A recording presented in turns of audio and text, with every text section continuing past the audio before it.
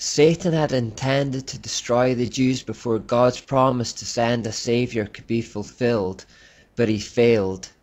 It was while the Roman Empire was at its peak that the clock ran out in his efforts, and the time arrived for the ultimate fulfillment of God's promise to Abraham and Sarah, that the whole world would be blessed through their descendants.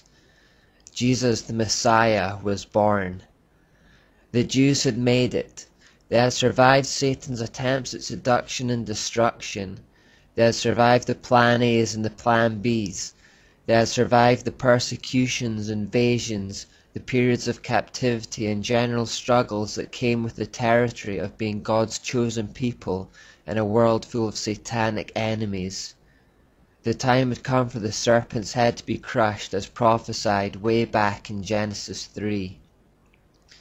Jesus crushed the head of the serpent, but his heel was bruised in the process. He was crucified at the hands of the Romans, but then rose from the dead on the third day, defeating sin and crushing death. He restored man to God and repaired the disconnection that had taken place when Adam and Eve had sinned in the Garden of Eden. In the person of Jesus, the world saw God in human form. We saw his character and nature more clearly than we ever had before.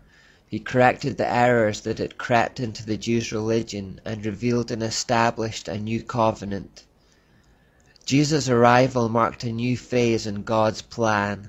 Having spent the Old Testament years concentrating on building a relationship with the Jews and revealing himself to them in a world filled with false Babylonian gods, it was time for those people, those early Christians, to now take the responsibility of introducing the God they knew to the rest of the world, to invade the surrounding pagan territories with the truth about God. Jesus came to create and train a band of followers that would take the good news of salvation to the world. He told them to then make disciples of others. In other words, they were then to train others in the same way he had trained them, who were then to train others to do the same. By this method, the gospel message exploded exponentially across the world. These early Christians, led by the apostles, set off on missionary journeys, taking the good news to the ends of the earth, and people believed wherever they went. Hundreds and thousands were added to the numbers of believers daily. A huge sea change occurred as Christianity broke through. God's people were suddenly on the offensive, spreading light into a dark world. 2 points to take from this.